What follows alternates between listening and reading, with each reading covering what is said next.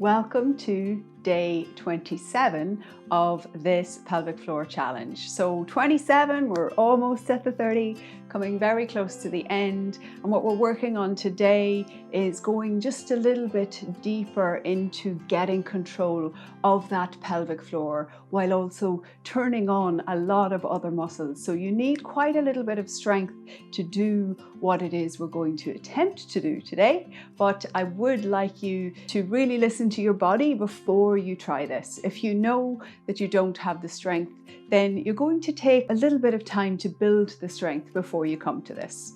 Okay, if you're working on relaxation, you can also just go down into the description, click through to the time code where we start the relaxation, and it's a nice relaxation today, so that's worth doing. So you're going to need 2 blocks for today, and what we're going to work on is a position that requires not just strength in the pelvic floor, but also that nice co-contraction in the core, because it's a combination of the strength of the pelvic floor, the core, and also some of the hip flexors and some of the deeper muscles in the body, as well as good control of the upper body.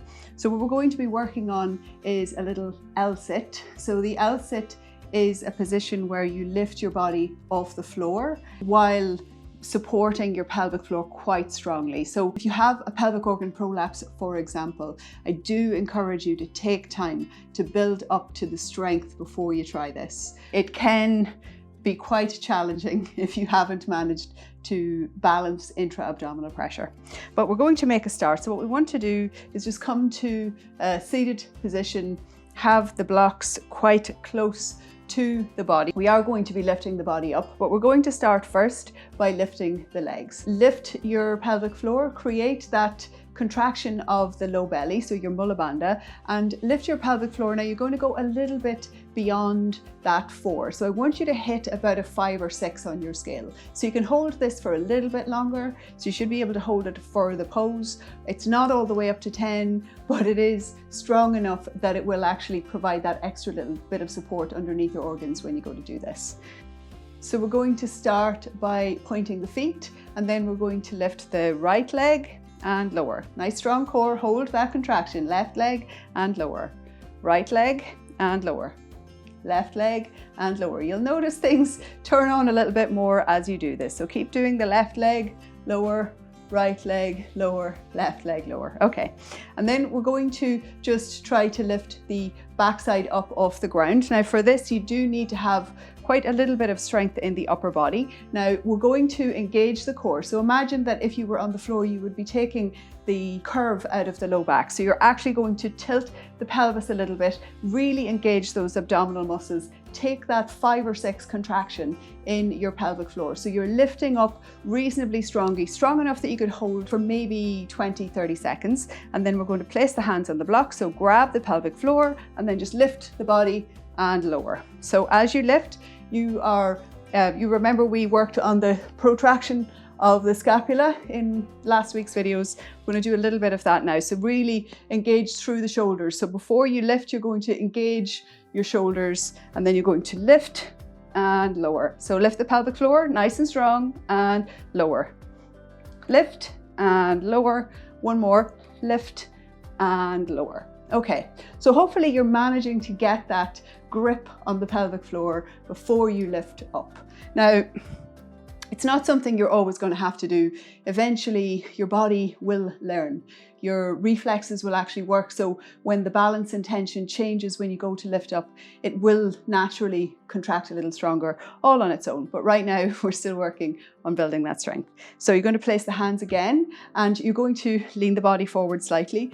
Contract the abs, so take the curve out of the low back and engage the legs so that you don't want to be floppy in the legs when you do this, because it's harder to lift them. You need to actually, like we've practiced, pull the quads in towards the body. You're going to plant the hands, and we're going to lift up, keep holding the pelvic floor, lift and lower, left and right, lift and lower, lift and lower, lift and lower. One more, keep holding, lift and lower the body down. Woo. So give the legs a little rub, shake them out, wiggle whatever you need to do.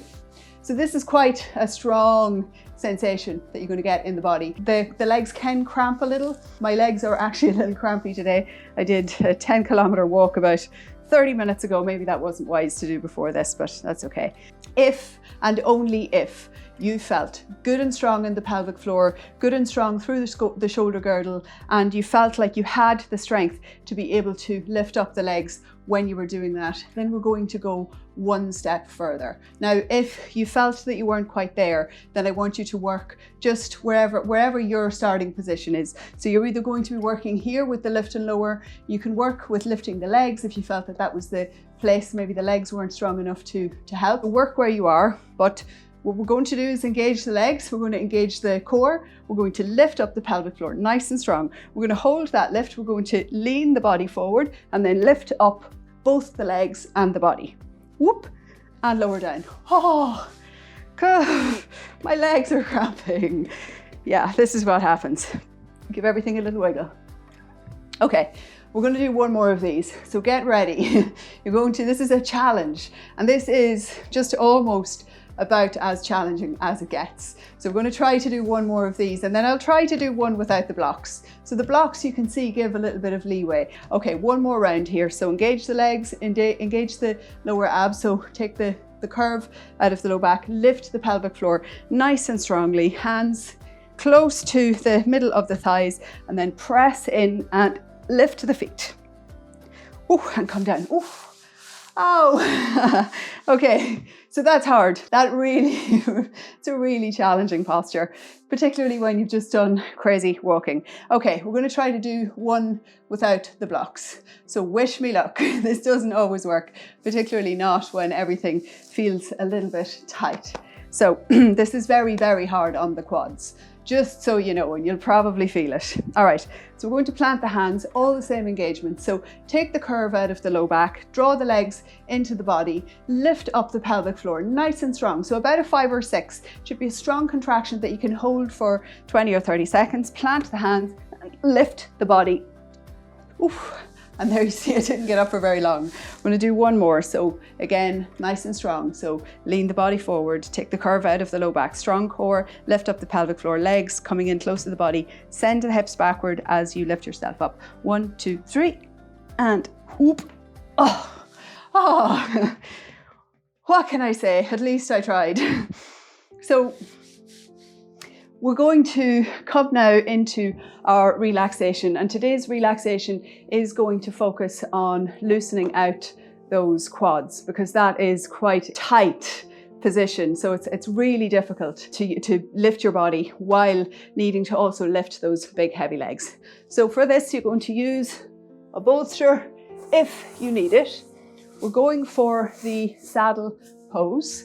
Now, if you have issues with your internal hip rotation, this might be a challenge for you. So the actual saddle is the position where you sit with your heels either side of your legs. And this can be quite difficult to do if you have limited internal rotation. So if the backside isn't coming to the floor, then you're definitely not going to be able to go back in this position. So if you can't get to sitting in this position, then you can use a bolster.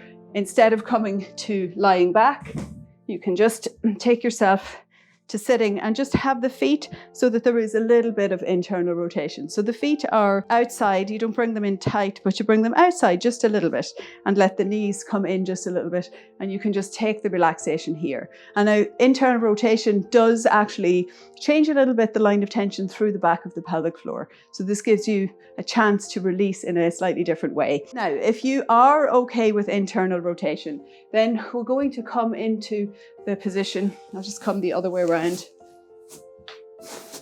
And you can do it with a bolster or without the bolster. So I'll demonstrate it with the bolster.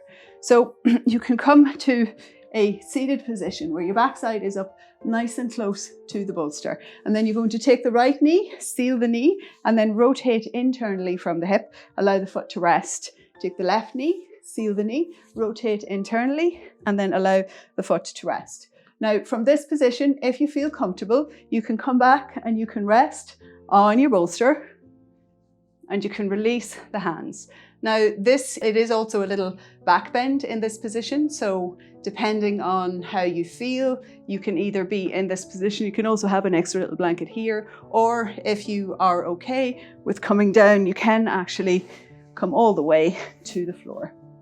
So find your version of this position. If you come to the floor, come first to the elbows, then onto the back of the head, and then release the body. And you can bring the arms over the head if you come into this position. Now this is quite a deep stretch. So if you're in this position, in fact, regardless of which position you're in, I want you to bring your awareness down into the quads. And I want you to start to let go of the gripping in the quads. I want you to notice how it feels in your lower back. Notice how it feels through the rib cage. Can you let go of your shoulders? If you need to make a little adjustment, that's okay. Move slowly and mindfully. Try to resist the temptation to grip with the hands. Wherever you are, relax your shoulders and notice your hips. So see if you can feel the tension around your hips and see if you can start to let it go. Notice how it feels around your knees. Now, you shouldn't feel any pain in any of your joints or any discomfort. You're just looking to feel the tension in your body, working within the confines of your own body and not pushing beyond your edge.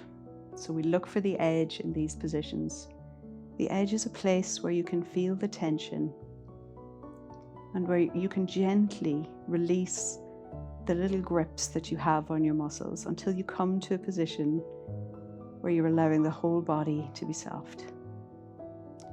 And as you allow the body to soften and allow the contractions to slowly dissipate, you will feel the weight on the back of the body gently pressing, almost feeling the force of gravity gently pulling you down towards the mat. And I want you to notice how it feels in your pelvis. So feel the pelvic floor. You should feel that this is giving quite a deep stretch to the back side of the pelvic floor. You may feel some tension there, and if you do, just try to let go. Imagine with each inhalation that you feel the expansion and the blossoming of your flower.